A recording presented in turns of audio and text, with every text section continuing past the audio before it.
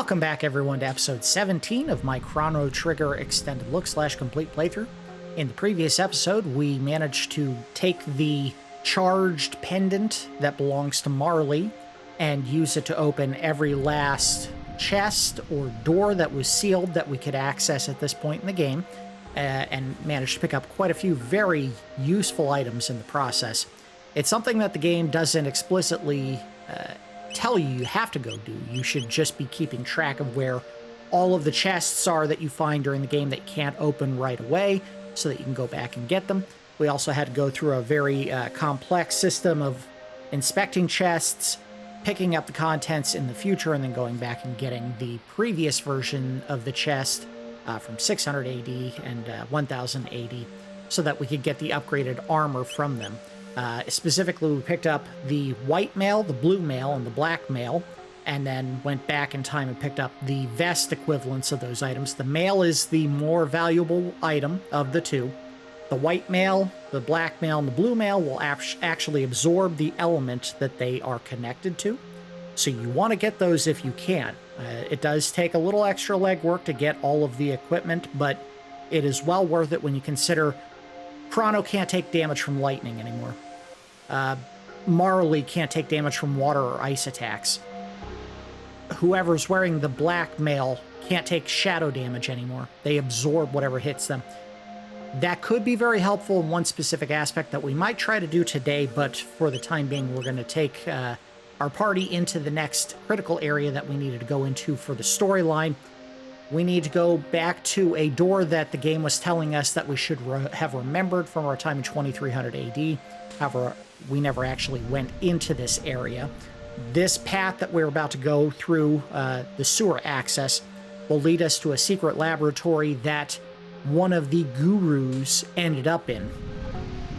We still don't have a story-related explanation for why all the gurus ended up where they ended up. We probably won't find out why for a couple of episodes, but for the time being, all we need to know is one of the important guru characters that we needed to talk to is in 2300 AD. So, without further ado, let's go track him down.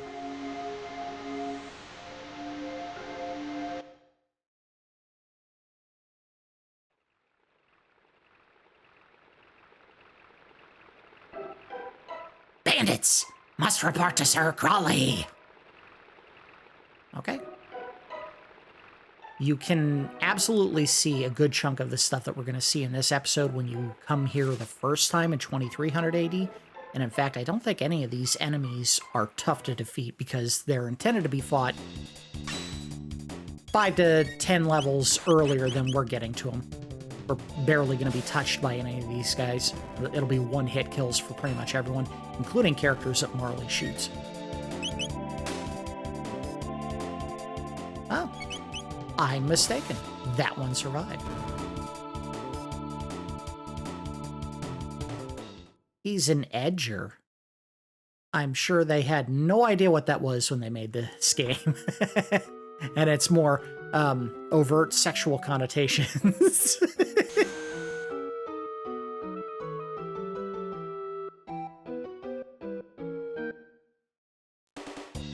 Get to fight a couple of Zoras. Oh, excuse me, Myriads, even though they basically are functionally identical to Zora.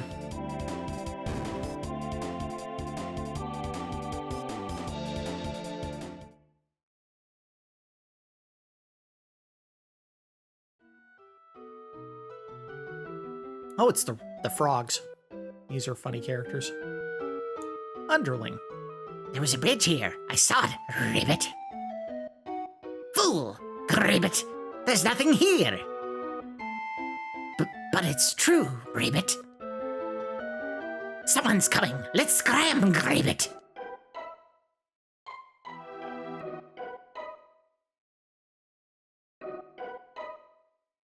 This is the part of the game that kind of breaks what should have been a fairly somber section of the game and makes it a little bit too slapsticky and goofy. This is a tad on the spooky side. They had a reaction by Robo, but he doesn't actually say anything. Okay.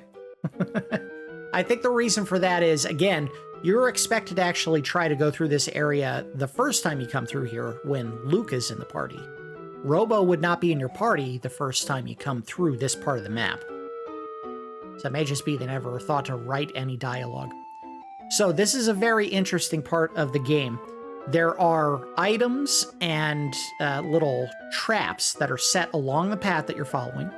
If you make any kind of excessive noise anywhere near the items or traps that they set up, you'll be attacked. The cat is one of the traps. So if you talk to it, and we'll go ahead and do it, he meows and wakes up the nereids that are under the water there.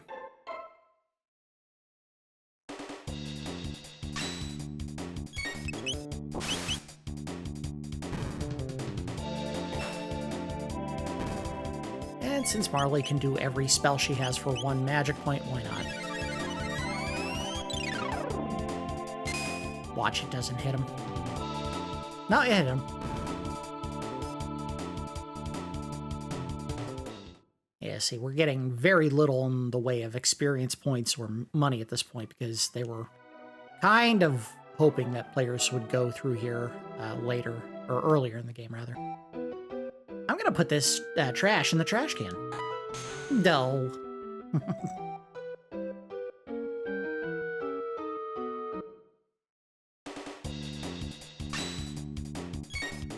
What can I do to hit a lot of enemies? Let's just do rocket roll and get rid of them all. Ooh! She's got the blue mail on, so that did nothing. That healed her. Marley is right now the most defended character in the entire party, probably out of everyone, even on the ones that aren't actively on the traveling squad right now. Because she's wearing the safe helm and a blue mail.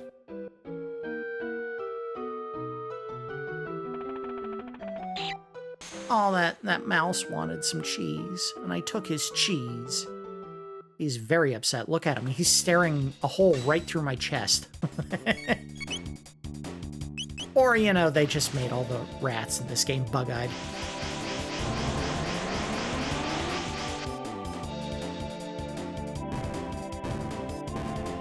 $2,000 damage to that one character. That is a lot. All right, let's... Before we go any further, let's check what was to the left. We didn't go left. My memory of this area was you had to go left to advance, but apparently this is where you get the instructions not to keep making noise. There's a diary. Here's the last page. It's all over. The fishmen attack if I make even the slightest noise. I'd rather have my gums scraped than have to fight these fiends. Okay. So why did he leave the page at the front instead of the back of the cave? I guess he didn't make it far at all? Alright, now this is the wildest trap of all of them. The save point will actually alert the enemy. I think there were so many parts of this game that were absolutely innovative and brilliant, and this is one of those little tiny details they put in the game that shouldn't surprise you that it works the way it does, but the chime you make when you step on the save point is going to alert the enemy. I love that. It is so brilliant.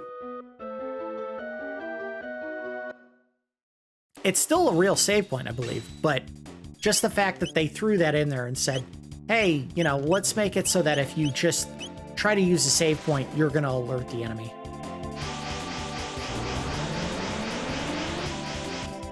And dead.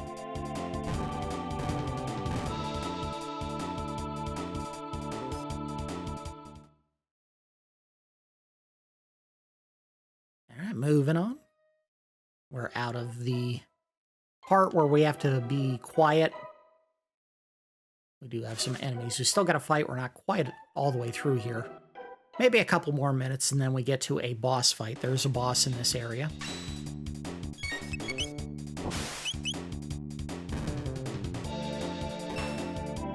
I don't understand this enemy. Is it supposed to be an egg that's trying to crack open?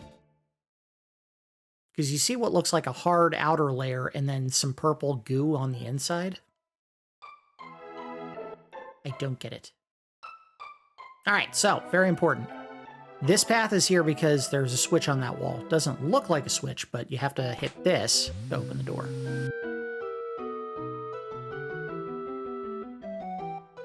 I don't think there's anything back here. And there's a switch on that opposite wall there that you can hit to add a platform right here. That is your shortcut back to the main entrance if you want to escape the short way instead of walking all the way through the bottom layer. Oh, there we go. Oh, the rabbits are back. Rabbits? Frogs. Whatever they are. The things that hop. Press the switch and the bridge opens, Ribbit. Go! Switch on, Ribbit. Ribbit. It's out of reach, Ribbit. And you call yourself a frog, Ribbit. Gribbit. Someone's coming. Let's scram, Gribbit. I don't know why I'm doing it so dark. I don't know why frogs are talking, period. That's... Alright, let's do this. And I think you can see the boss to the right there. Rage Band, I don't think it's... We've already picked up a Berserker ring, so I'm not sure what Rage Band does.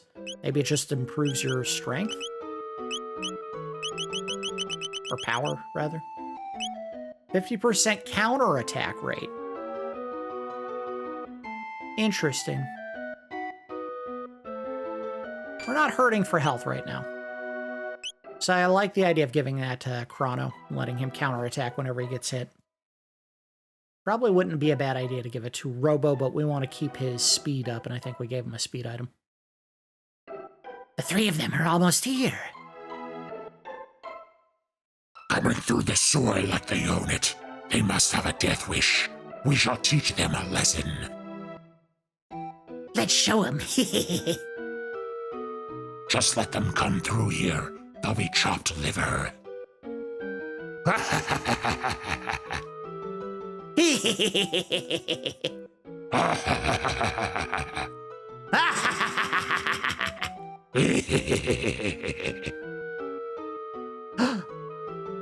See ya!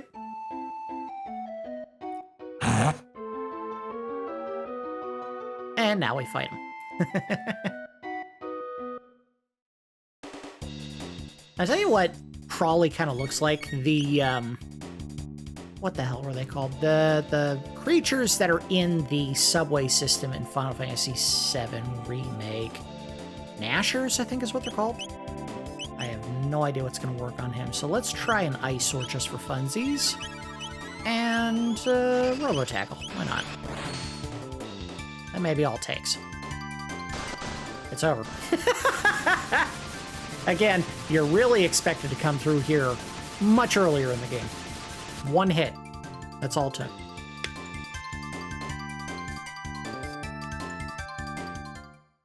As I recall, he has a move where he, like, body slams your character and they take half health damage. It's devastating the first time you see it, but not terribly difficult to deal with if you kill him quickly. We got a bolt sword! Oh boy, a weapon that we can't really use anymore because it's probably half the damage of my current weapon. Yep. But if you wanted a cheaper sword, or a free sword, earlier in the game, you can absolutely come through here. It's just not critical to the path. And again, the whole slapsticky nature of this cave, obviously, they wanted to add some juice to entice you to go through here. Kind of detracts from the overall tone of this area, which isn't supposed to be fun and silly. Even though technically the entire race with Johnny is fun and silly, but I don't know, it works better than what we just saw. Anyway, all of what we just did was to get here to Keeper's Dome. We will have to come back here at a later time to go to this mountain right here for what's called Death Peak, but we don't need to do that yet. And this is not a situation where Death Peak has, you know, some stuff that, oh, we'd really benefit from getting right now and then coming back later. We wouldn't have to deal with as many problems. Death Peak, we absolutely want to leave alone until we have to come back here later. I'm being cagey because it's kind of story-centric and I don't want to ruin what's going on there.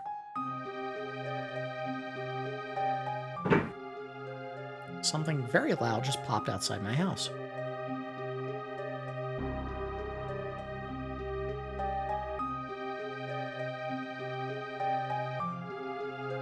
All right.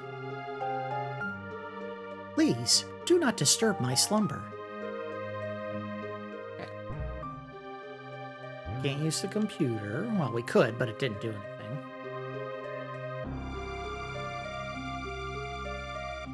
There. Nothing there. This was the door we were here for. The pendant shimmers.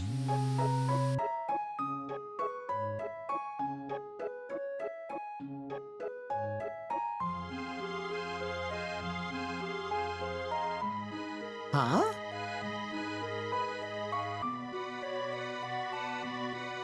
To those who open the door, I am Belthasar, the Guru of Reason. I once lived in the kingdom of Zeal. A great disaster in Zeal somehow threw me into this era. To my surprise, Lavos exists here, and, I suspect, in other periods as well.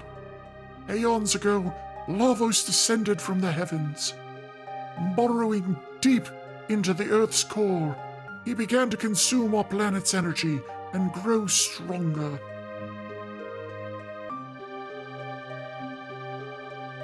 Lavos disappeared briefly when he was summoned away by a mighty wizard who lived in Guardia in the year 600. Sounds like someone we've encountered. In 1999, Lavos claimed this area and reigns from high atop Death Peak. Lavos continues to replicate. Like a giant parasite, he is consuming our world. So, a common refrain that has been happening in the game, our intervention in the natural flow of events in time has not been universally beneficial for everyone. When we came to 600 AD initially, we interrupted the saving of Queen Lean from her kidnappers, and as a result, she got killed and Marley died.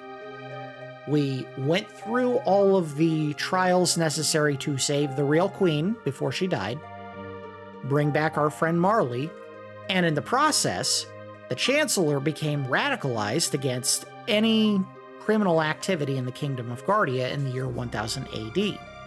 And we actually were sentenced to death for, quote-unquote, kidnapping Marley. So our appearance in 600 AD screwed with the flow of events involving the Queen, and the results of the kingdom becoming far more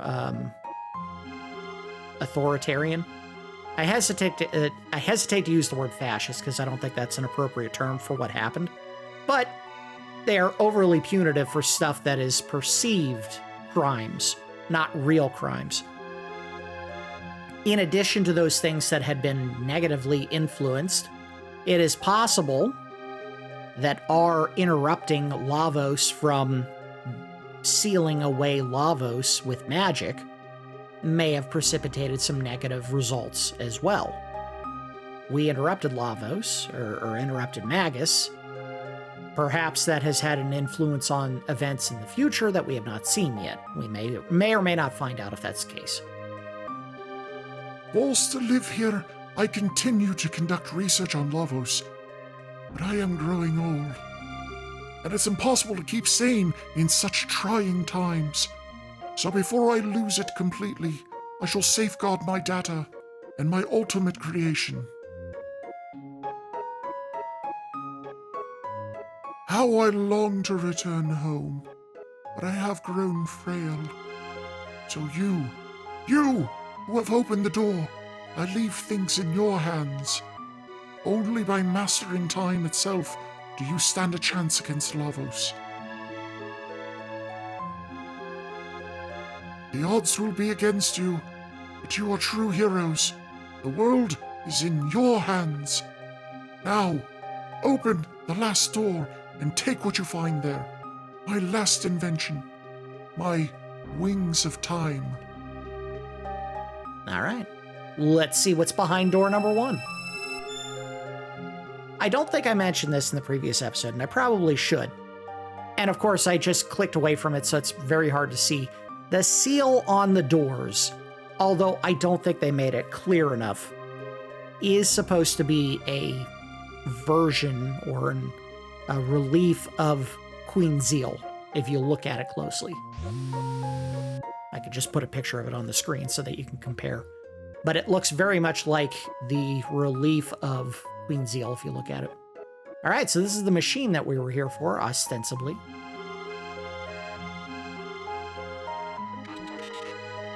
The Wings of Time. I believe I have heard of this device. Wow, this is amazing. How do you tell the front from the back? By hopping in. I think if we try to leave, because we don't know how to get into it, we get pushed back. Yep. There we go.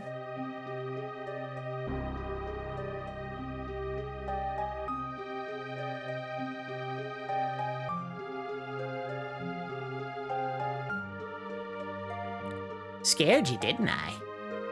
It's me. Oh, wait, I should probably do this voice in character. It's me, Belthasar. I copied my memory into this thing. What do you think? Anyway, there's something I need to explain. Namely, how to transcend time. Press the square button for the time gauge. For the first gauge? Obviously not yet. Then use the L1 and R1 buttons to select the error. Oh, yeah, before you go, why don't you... Whoop. Name my time machine. You can name it whatever you want. I don't know how important this was to the overall story, but we're going to leave it the original name, which is Epic. Epoch? Whatever. Hop aboard. Hard to tell when he's pushing it, but those are 3 seats, basically. Yet again, game trying to tell you, you can't take everyone with you. Mumble, mumble. I don't know why he has to do it that way. Yeah, let's take off. Bye, Belthasar! We'll always miss you. Let's go back to the end of time. Oh, no, they didn't let me do it. I think I have to press over one more time, so we kind of screwed that up. It's alright. It's alright. We just get to see what happens when you travel with this thing. Whee!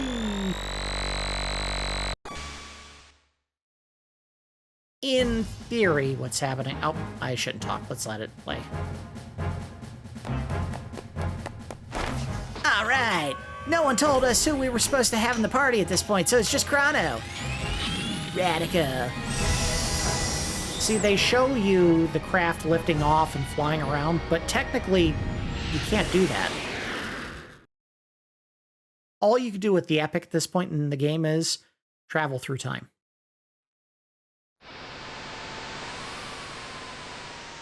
Eek! Even in my time, we did not have such devices.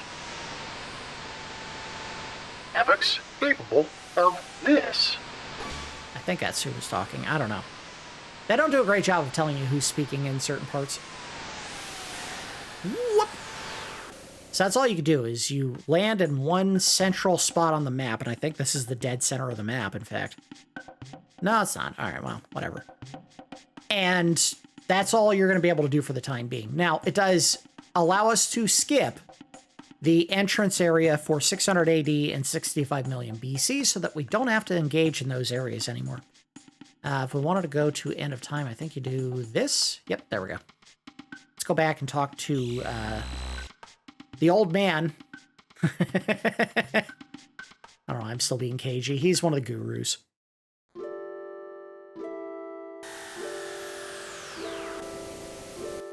Disembark.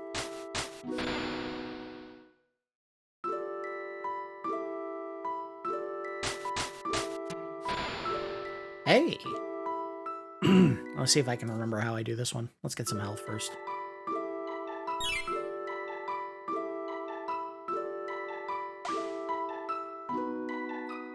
Interesting. So he actually finished the Wings of Time. In fact, gave his life for it.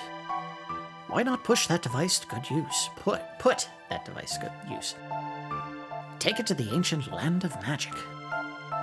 Come see me anytime. Think of me as your guide. Now, before we do that, I'll do this again.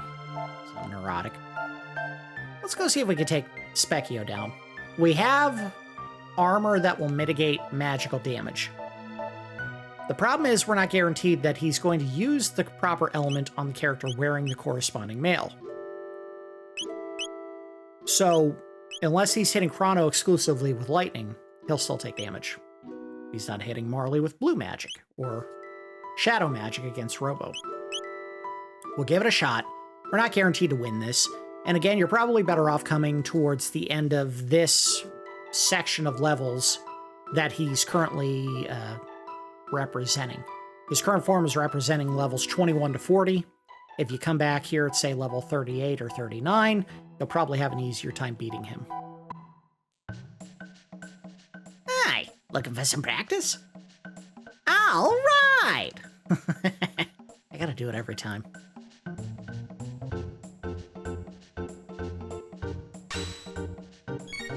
Alright, well, let's see what we can hit him with that'll... See, that didn't help us any. What we may do... Well, it wouldn't be a bad idea. I may focus on having Marley and Robo, if they have a combo, healing everyone, and maybe just have Crono doing the attacks, or Robo and Crono healing people and let Marley handle the magic, since she has the gold earring that allows her to do magic at 75% less cost. Let's wait a sec. There we go. And do... Okay, let's do Ice Sword. Ice Sword. And you can heal beam Crono. Not what I was hoping. Oh yeah, big health. That worked in our favor. Let's do Lightning 2. And have him do... Laser Spin's probably his best bet. Thank you again for hitting a character that's strong against your element.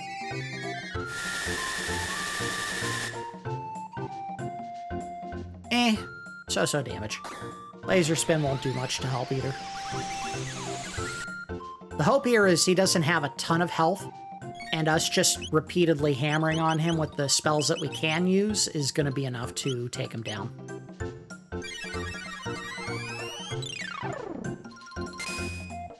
This would have been an easier fight if we had brought Luca in, so that her and, say, Marley could do Antipode, which is a nice combo. Alright, we'll definitely want to use... I think have Robo heal himself, really.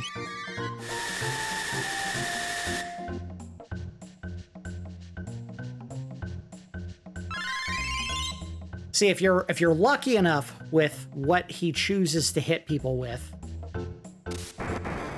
perfect. This is a much easier fight. Oh, he did the counter. It's not worth it trying to do the tech, because all of Crono's techs with other people seem to be just attack-based, and they don't add any damage. When you do an Ice Sword against this enemy, because he's only weak to magic, the only part of the attack that actually causes damage is the ice. So there's no benefit to the dual tech there. Your beam on... Oh, never mind. Thank you. Things are not working out Specchio's way. We're not exactly tearing him to pieces, but at the same time, we're not dying.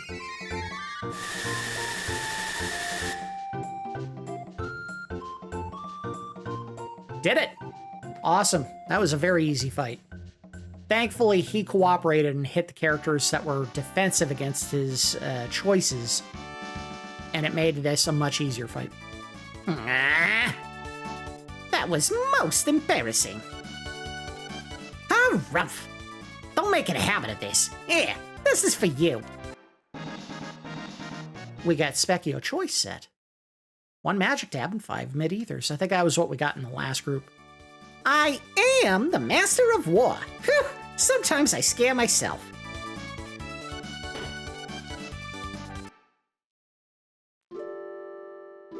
Alright, let's heal up.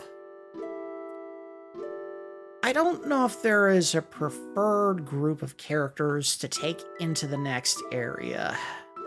I think pretty much all of them are going to be usable in some fashion. I think it might not be a bad idea to put Luca in the party, though. Let's see how our characters are faring level-wise right now. Yeah, I think Robo's going to be the odd man out here, so we'll put Luca in the party and then rebalance all the weapons so that we have magic. And I think magic is going to be the preferred way of attacking enemies in the next area, so... Sorry, Robo, but you're going to be kicked out again.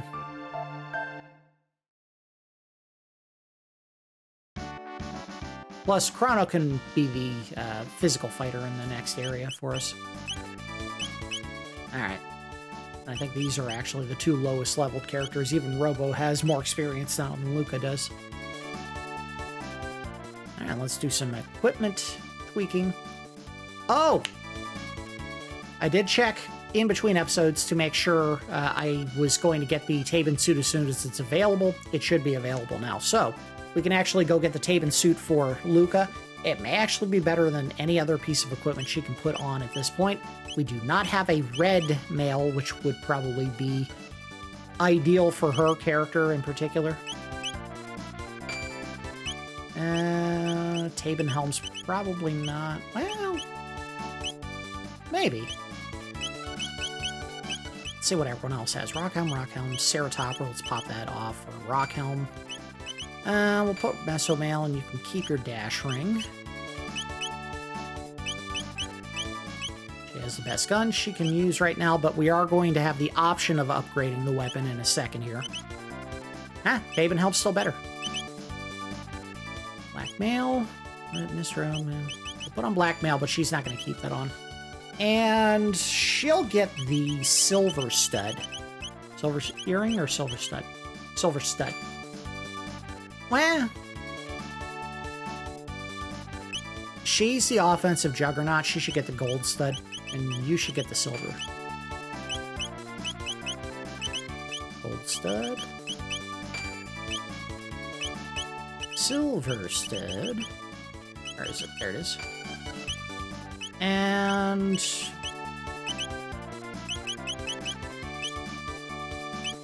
I think we'll leave him as is.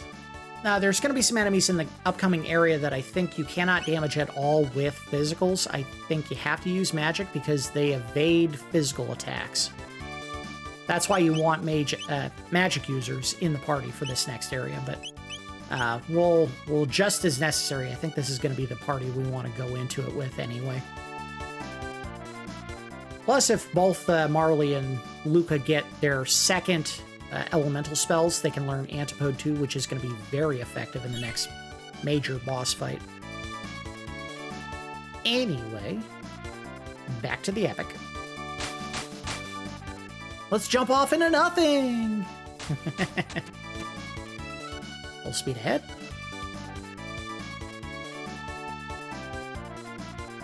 Before we go anywhere else, let's go back to 1000 AD. You did notice, if you read it, you can go to 1999 AD to the Day of Lavos. And in fact, I think if you do this, you actually go to the fight with Lavos, the final fight of the game. If you want to do it, you can actually do it this way. You can also use the bucket that's in that main area of the End of Time to go to this same era and fight Lavos. We're not ready for that. It would be a very, very difficult fight for us at this point in the game. There is still some major equipment that we would want to pick up, and do some extensive leveling to get some characters who are not using their best abilities yet built up before we get to that fight. All right. On the outskirts of, what is that, Pore down below?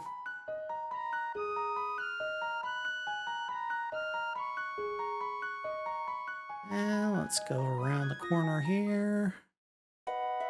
We've already introduced Crono's mom to both Luca and Marley, so there's nothing new to learn from taking them home. But we do want to come home and interact with Tabin. Oh, you're just in time. You got the Tabin suit. This is the final piece of Tabin equipment that you can get for Luca in the game. It's my finest work, the ultimate defense for my daughter.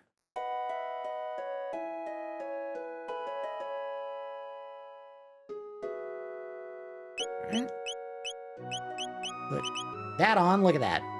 Fire guard up, I think it's only 25% fire defense, but you also get a huge speed boost, and it is the strongest piece of equipment, I think, of any character in the game at this point in time. So yes, you absolutely want to put that on. She will have some fire defense. It's not going to be absorbing like the blue mail or the white mail, but it will reduce fire damage for her pretty significantly. So that is about as good as she's going to get until we have the ability to go and get the final piece of, elemental mail that we can go to get out of Guardia Castle. We still can't get in there. If we try to go up there right now, same thing will happen that any other time would happen. We walk up to the main gate, guards see us there, or the Chancellor sees us there, tells us to halt, and then we just leave. You don't go through the chase sequence that we saw the first time we were chased out of the castle. They just say, hey, you need to come back. And she goes, I'm never coming home. And that's pretty much it. All right, we have to go back to 12,000 BC to advance the story. So here we go. This episode, we're probably going to get into the next major dungeon, and we'll probably have to stop somewhere inside without completing it because it is a fairly long sequence to get through. So we stopped outside a cave. I think this is where we came from the time gate originally, so it should still be sealed. And yes, it is. Can't do anything.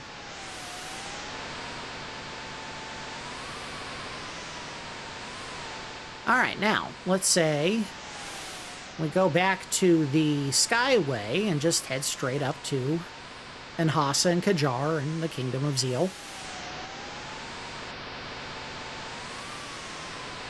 And the power is sealed. Uh-oh. Well, can't do that.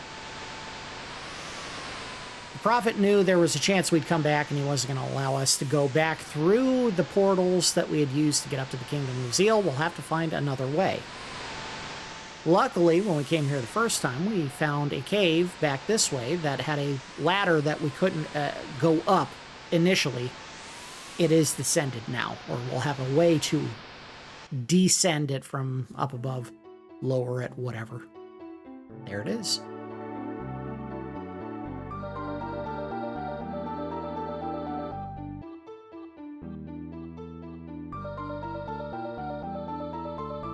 This is Algeti, the village of the Earthbound ones. We Earthbound ones lack magical powers. That's why we were banished from Zeal.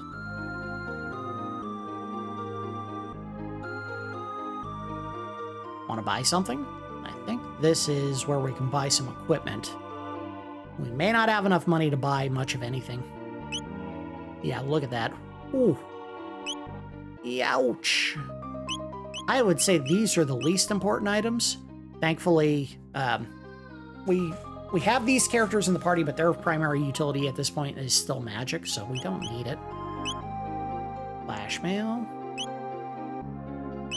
Not as useful as the equipment we just got, but glow helms are useful, at least for a couple of characters, the male characters specifically.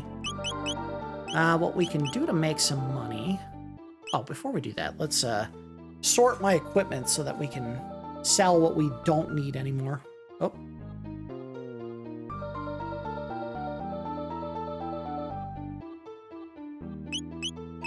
Organize.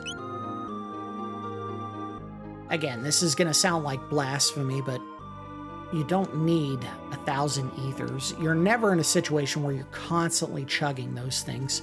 If you make smart use of your equipment, the accessories that lower the cost of your spells, you can make it through the game with very few ethers proper. I'd say even the mid-ethers you may not need as many as we have. So if you want to make an easy 16,000, I'd say sell down to 20. But first things first, let's go through the equipment and get rid of the stuff that we're no longer going to use. Don't need that anymore. Bolt sword we can get rid of. Titan vests. Everyone at this point should have something better than a Titan vest. Gold suit. Now we're starting to get into some questionable sales. Berets we can probably get rid of. Gold helm, rock helm. Owned and equipped 3, and everybody can use these. We can get rid of the gold helms. We only have 2 Ceratoppers, so we'll keep those. We're not going to sell any of the elemental equipment. It is too valuable. So mail, mist realm, dark mail, ruby vests.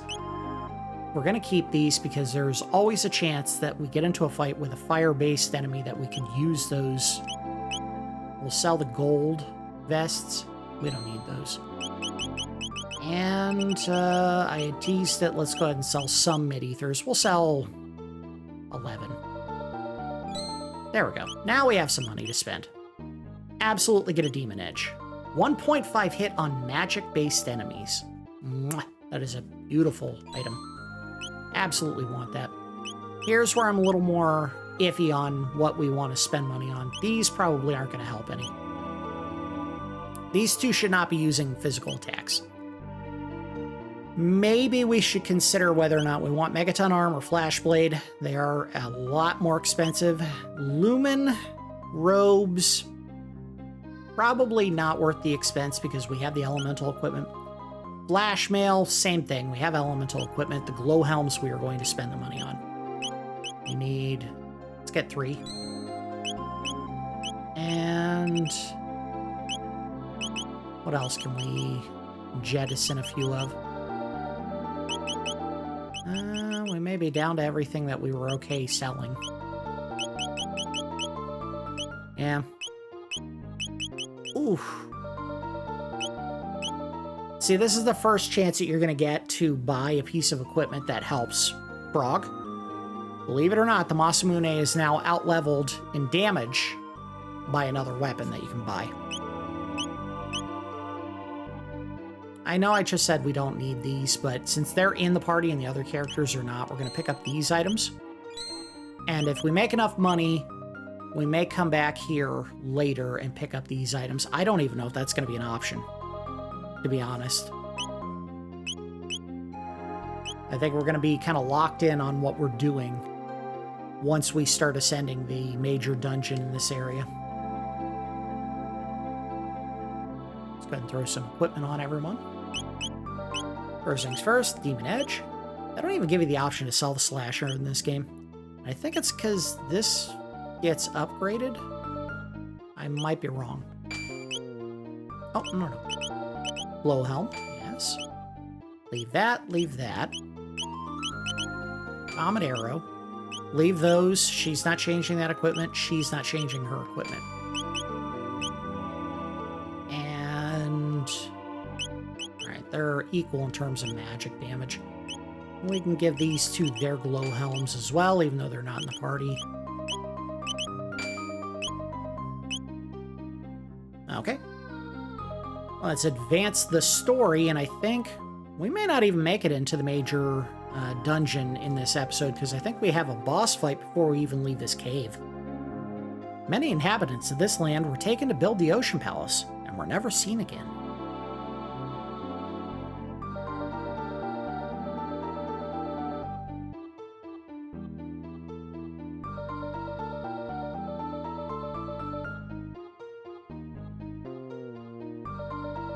Queen put the Mammoth Machine in the Ocean Palace to absorb Lavos' energy. Is that safe? Probably not. She'll lock the Guru of Life up on the Mountain of Woe for opposing her. The situation's hopeless. Old man! The Guru of Life said that Sir Janus has stronger powers than even Miss Shala. Janus must be using her and the Queen to get to Lavos. Maybe. We don't know that.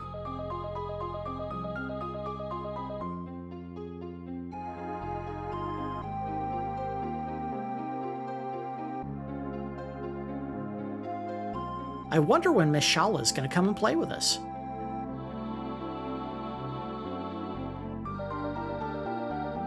Now, only the 3 gurus and Miss Shala treat us as equals. Yeah, the kingdom of dickheads up above is going to have their comeuppance. Get their comeuppance? Whatever. The beast's nest is dangerous. Better stay away, okay? Don't remember where it is. I don't know if it's here or if we got to go further down to see it. Nope, not here. Spend the night?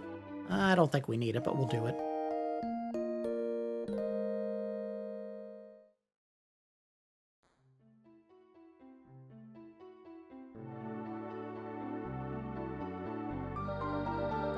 Long ago, the Enlightened Ones and the Earthbound Ones lived as one. Okay.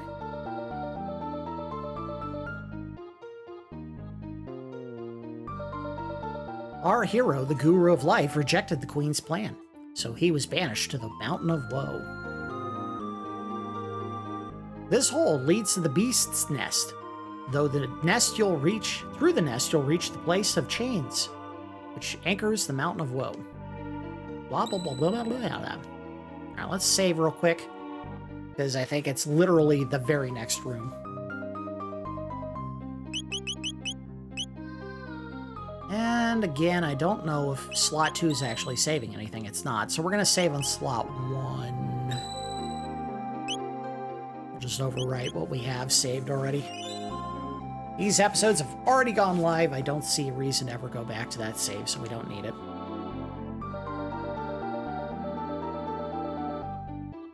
And because I haven't actually been using those for anything other than if we fail a fight, just a respawn point, let's do a save state. Oop. Alright, let's go get into a fight. Hey, a shiny. It's a power tab. Let's see who needs the power most in our party. 44, 50, 42, probably Frog. Let's see. We have 2 power tabs. Let's give... we can't do it because he's not in the party. Magic, again. I think your 2 keys are giving him to Marley and Luca. Marley, I think, was 1 point lower than Luca, so we'll give it to her. I still have not figured out what this is for. I'll look it up eventually. I'll remember between episodes this time to look it up and figure it out. Rawr. Boss fight.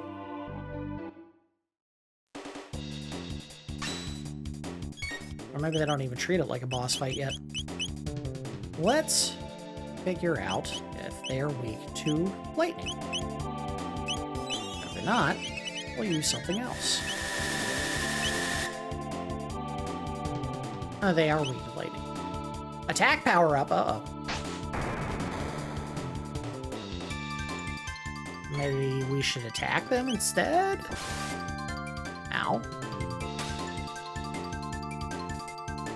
Attack power up. No, they just keep powering up. Alright, well. Let's do a sword attack. Fire sword. Aha.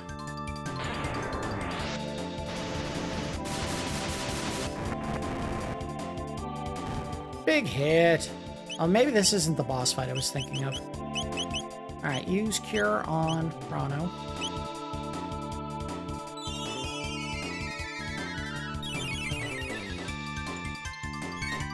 And we'll do another Fire Sword attack, because those are pretty effective.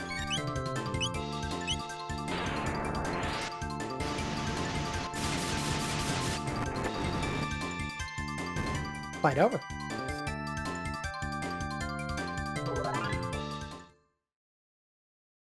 I don't think that was the fight, because I'm pretty sure the fight involves two of those same looking beasts, but they have elemental properties.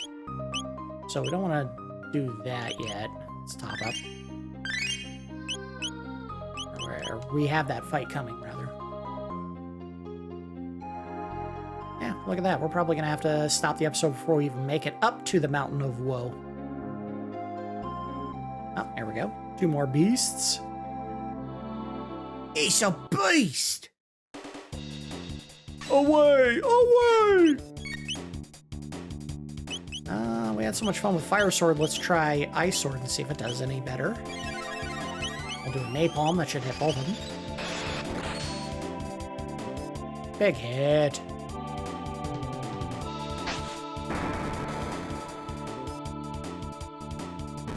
One down. One to go.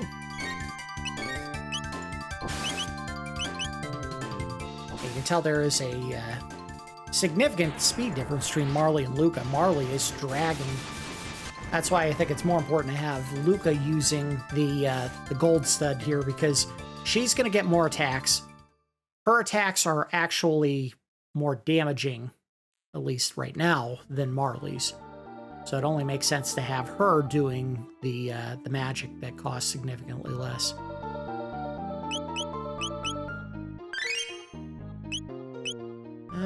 Good to go. I don't think we need to top anyone's magic points. Even Crono is going to be fine at the level he's at right now.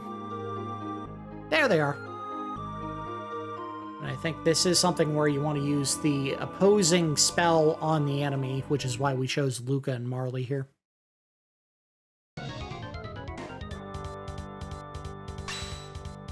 Yet again, this is an area where I think you would benefit greatly from bringing an Isla into the party if she had the ability to do her steal, because I think these enemies have vests that you could steal. Nothing we could do about it at this point. Oh, wow! We'll do ice on him. The blue one is gonna get rocked. We're gonna do the same thing to him again. But kicking rocks at me. Fire sword.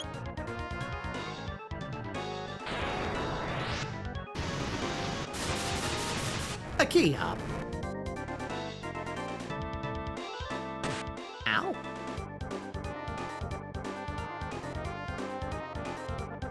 Ow.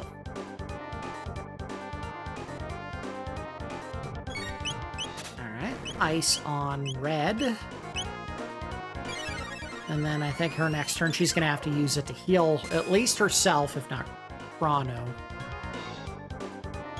But this, I have to believe this is going to be the final blow to kill Blue Beast. Because these are some damaging hits. Of course. I mean, there was no way. There was no way he was going to survive. Uh-oh. Alright, well, good time to use... ice on, or not ice, but rather cure on. Yeah, do it on him. I'm not worried if Marley survives right now. We can always use a mid-ether or mid-tonic on him, on her rather. Where are you? Right here. Let's do mid-tonic to Marley, and then they use their next turn. Her, Marley and Crono do the ice sword on this guy. Gotta be another big hit.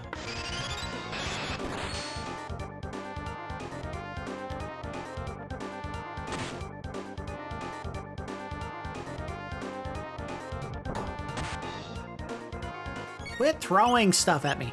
I have to believe it's not rocks he's throwing. He's throwing lumps of poo. Protect. Crono. Oh, thank you. Look at that. Uh-oh. Alright, well, while we're waiting for him to wake up... No, not you. You. Never mind. Oh, no. He's still asleep. Wake up, idiot.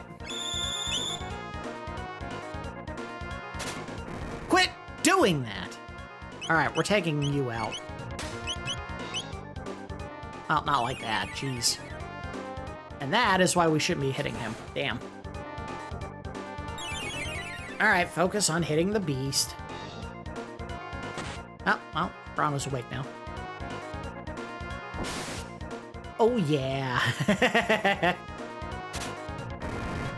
If you want to attack Luca, do it all you want. She's not really going to help us at this part.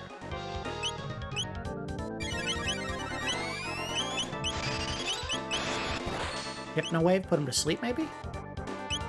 Not gonna work. Oh! It worked! And then he healed. Ah, damn it. He woke him up. No, he didn't wake him up. Alright, whatever.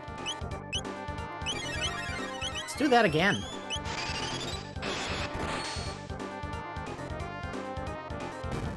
Ah, it's probably over now. I have no idea what's going to work here. Maybe we have Marley and Luca do an antipode and see what that does.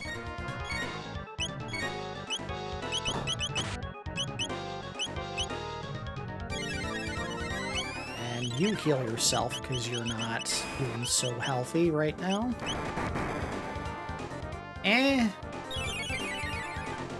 I think we have to do magic because physical attacks are just not cutting it against him, and he's healing every time we do that. We can try again, but... let's do... Fire Whirl. Ice.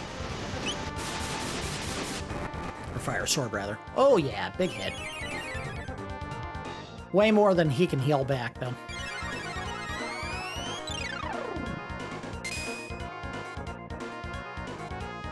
Not enough there. He'll recover all but... No, I'll recover 20 points for that one.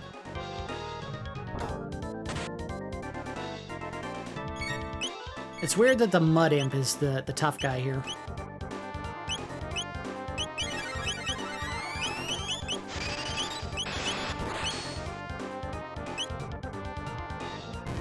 There he goes. Fight over. 26 tech points. No one got a new tech. We might still be a ways away from both of the ladies getting their second elemental spell, but we'll take a quick peek at the techs and see what it is. Alright, she gains Ice 2 in 310 points. So she's got a ways to go, and Luca, not as far. Once they gain Fire 2 and Ice 2, they can learn Antipode 2 together. I don't know if those two spells work with him. Maybe... Well, no, I think they get Fire and Ice Sword 2s with Crono. So there's a pretty significant benefit for both of them gaining their next major elemental spell. Alright, so we beat the boss down here. Let's go up top. I think there is a save point right up top. We'll use a shelter if that's the case, and then go ahead and call it an episode.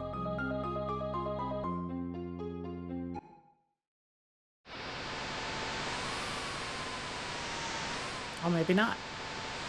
Okay, well, we'll just, we'll do a save state right here. And wrap it up.